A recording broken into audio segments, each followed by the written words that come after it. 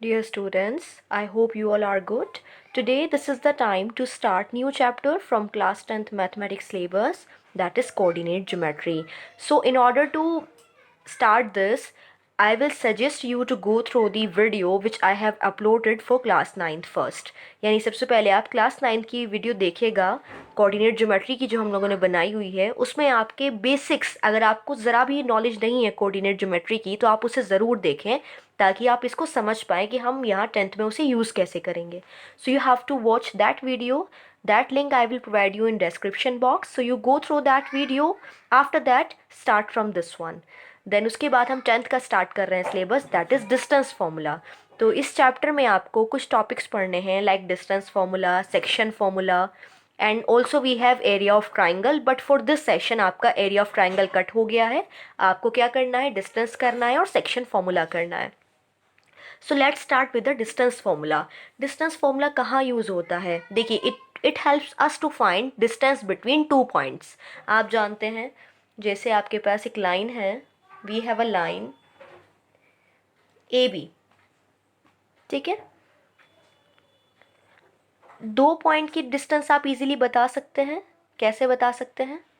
जैसे अगर हम विद रिस्पेक्ट टू ओ देख रहे हैं, ठीक है, हमने विद रिस्पेक्ट टू ओ देखा कि ये 2 सेंटीमीटर है और ये यहाँ से यहाँ तक का डिस्टेंस 6 सेंटीमीटर है. तो आपसे पूछा जाए ए और बी में कितना डिस्टेंस है, तो आप टोटल में से आउटर पार्ट माइनस करेंगे. 6 - 2 दैट इज़ 4 सेंटीमीटर. आपने क्या किया, डायरेक्ट टोटल में से आउटर पार्ट माइनस किया, आपकी इनर वैल्यू आ गई है. तो दो पॉइंट का डिस्टेंस निकालने में कोई मुश्किल नहीं है. बट प्रॉब्लम कहाँ होती है, जब हम इसे टू प्लेन में डिस्कस करते हैं, यानी कार्टेजन प्लेन में डिस्कस करते हैं. जैसे कि हमारे पास है Cartesian plane, that is X Y plane. आपसे कहा जाए I have two points A and B having coordinates, I am taking here 2 and 6. आपसे कहा जा रहा है आप इन दोनों का डिस्टेंस निकालें, ए और बी की लेंथ निकालें, यानी distance between A and B.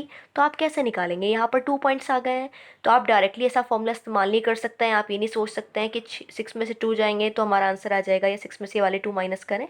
It will be not possible. So in order to find distance between 2 points in a 2 dimensional plane, specially 10th class में हम 2 डायमेंशनल ही पढ़ेंगे जिसमें एक्स वाई एक्सेस रहेंगी. तो क्या कैसे निकालते हैं, उसका फॉर्मूला होता है. यहाँ तो मैंने पर्टिकुलर एग्जांपल आपको दिया है, हम यहाँ एक जनरल कंडीशन लेकर चलेंगे ताकि आप उसका इस्तेमाल करके कोई भी पर्टिकुलर आंसर निकाल पाएँ. से आई have two points P and Q with coordinates x1 y1 x2 y2 and it is the length between P Q. इसे हम लेंथ भी कह सकते हैं, डिस्टेंस बिटवीन पी क्यू भी बोल सकते हैं. तो जो हमारा डिस्टेंस बिटवीन पी क्यू होता है उसे हम ऐसे लिखते हैं बेटे, पी क्यू लेंथ. यानी हमें पी क्यू निकालना है ना, आपको लेंथ डिस्टेंस निकालना है दोनों का. तो उसका फॉर्मूला होता है root x2 minus x1 whole square plus y2 minus y1 whole square. यानी अगर आप x कोऑर्डिनेट में से ये वाला कोऑर्डिनेट x माइनस करेंगे, होल स्क्वायर लेंगे, प्लस y में से ये वाली y की वैल्यू माइनस करके होल स्क्वायर लेंगे, देन फिर आंसर के साथ रूट लेंगे, तो आपका मैग्नीट्यूड आ जाएगा. यानी यहाँ से यहाँ तक कितनी इसकी लेंथ है या फिर कितना इसका डिस्टेंस है. तो अगर हम इस फॉर्मूले का इस्तेमाल करेंगे in order to find distance between these 2 point, तो आसानी से निकल सकता है. So it is the first and important formula for the whole chapter. तो ये फॉर्मूला आपको अच्छे से लर्न होना चाहिए, root x2 minus x1 whole square plus y2 minus y1 whole square. अब इस एग्जाम्पल को हम सॉल्व करते हैं. यहाँ पर आपको डिस्टेंस बिटवीन ए बी निकालना है, तो आप लिखेंगे A B is equals to, सबसे पहले जो भी क्वेश्चन आता है आपको मेंशन करना पड़ता है bye distance formula this result. उसके बाद आप पर्टिकुलर सॉल्व करते हैं. कितना हो जाएगा? यहाँ देखिए, आप एरो लगाकर लिख सकते हैं x1 y1. देखिए जनरली स्टूडेंट क्या कहते हैं, इसे x1 मानते हैं, इसे x2 मान लेते हैं, इसे y1 देन y2. वो गलत हो जाता है. एक ऑर्डर पेयर में हमेशा एक्स वाई ज़रूर होते हैं. First value represent x, next value represent y. So ये first value x1 y1 and next always x2 y2. Now x2 minus x1, so 6 minus 2 whole square plus 6 minus 2 whole square.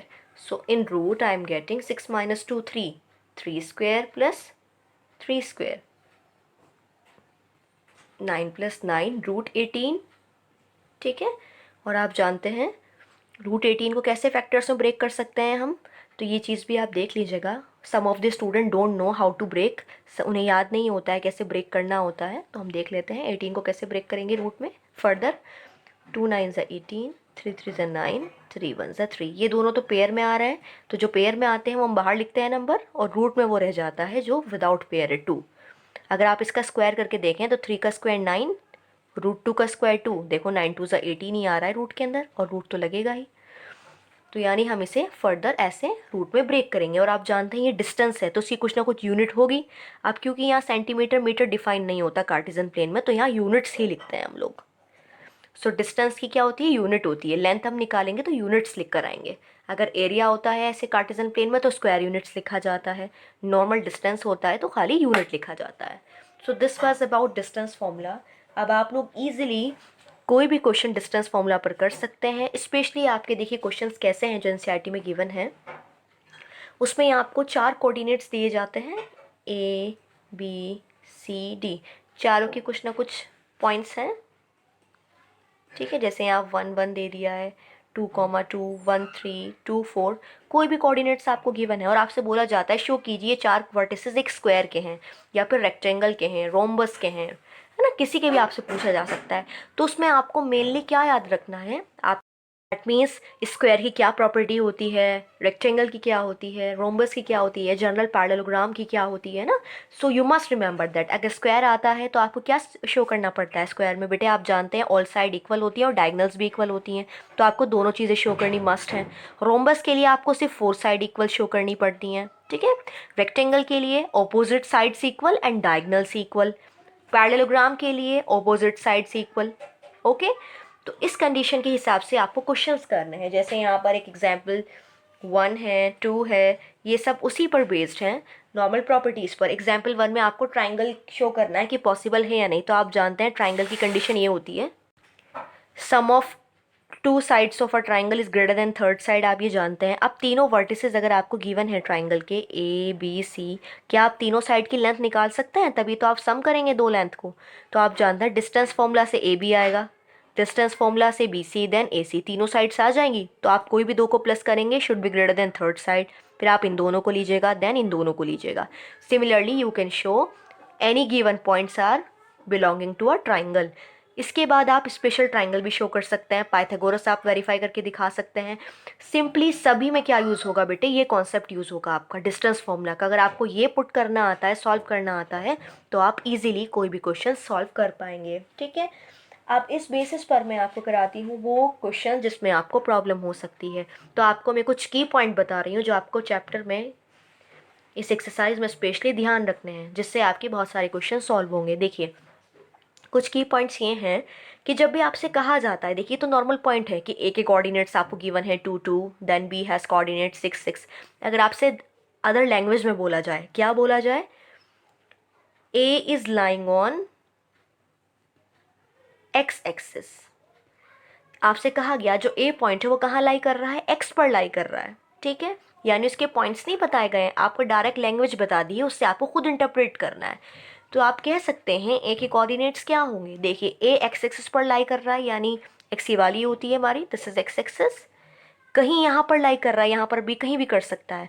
तो जब वो लाई करता है x पर, तो उसमें Y का कोई रोल नहीं होता, वो वाई की तरफ नहीं बढ़ रहा है, वो एक्स पर ही छूट गया है। तो इसका मतलब वहाँ एक्स तो कुछ भी हो सकता है but why should be zero. तो यानी आपको ध्यान रखना है जब भी एक्स एक्सिस पे पॉइंट लाई करेगा coordinate will B x comma zero. और अगर पॉइंट लाई कर रहा है माइनस एक्स एक्सिस पर, तो आप लिखेंगे coordinates minus x comma zero. If point is lying on y axis, अगर पॉइंट आपका वाई एक्सिस पर लाई कर रहा है, देन ए के कोऑर्डिनेट्स आप लिखेंगे 0 कॉमा वाई।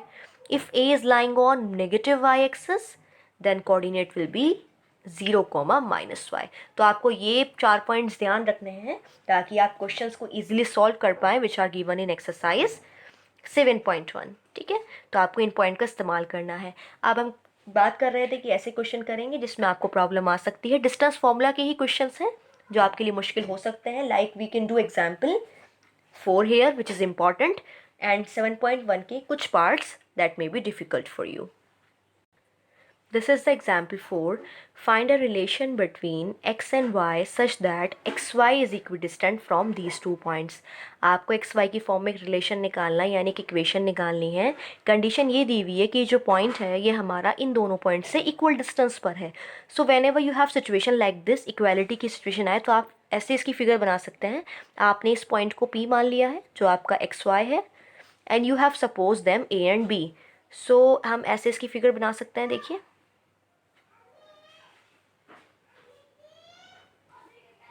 दोनों का डिस्टेंस इक्वल है.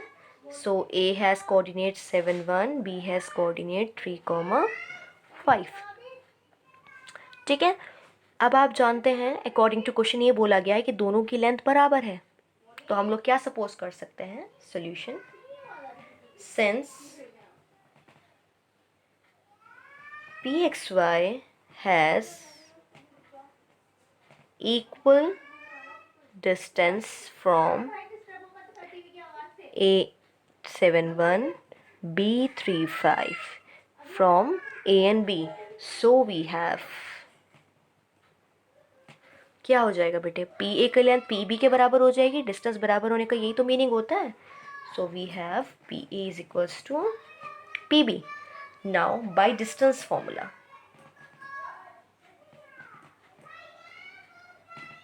क्या हो जाएगा बेटे? डिस्टेंस फॉर्मूला से आप जानते हैं डिस्टेंस फॉर्मूला क्या कहता है? Root x2 minus x1 whole square plus y2 minus y1 whole square. Root, देखिए PB में भी रूट आएगा क्योंकि दोनों डिस्टेंसेस हैं. अब ये बताओ बेटे, यहाँ आप क्या करेंगे? x1 y1 इसे मानेंगे, x2 y2 इसे मानेंगे. तो एक काम कीजिए, आप x1 y1 तो इसे मानिए और x2 y2 इसे मानिए. क्यों? ताकि आप डायरेक्ट x2 माइनस x1 करते हैं ना, तो पहले x माइनस 7 हो जाए. x माइनस 7 होल स्क्वायर करने से आपको क्वेश्चन थोड़ा ईजी लग सकता है. अदरवाइज अगर आप 7 माइनस एक्स करें तब भी कोई प्रॉब्लम नहीं है. तो हमने x2 y2 इसे माना, x1 y1 इसे माना. तो x minus 7 whole square plus y minus 1 whole square. Now from PB similarly अब इन दोनों को लेना है. आप यहाँ x1 y1 इसे मान लीजिए, x2 y2 इसे मान सकते हैं. x minus 3 whole square, y minus 5 whole square. Now I got the language in mathematical form. जो हमें language given थी उसको हमने mathematically represent कर लिया है. Now this is the time to solve this problem. कैसे solve किया जाता है बेटे? सबसे पहले equation को simplification करने के लिए आपको रूट हटाना होता है. सो रूट कैसे हटता है? By squaring. So on squaring we get root will be removed. So I am getting here x minus 7 whole square plus y minus 1 whole square, x minus 3 whole square, y minus 5 whole square. So x minus y whole square, x square plus 49 minus 14x. हमने यहाँ a minus b whole square लगाया है.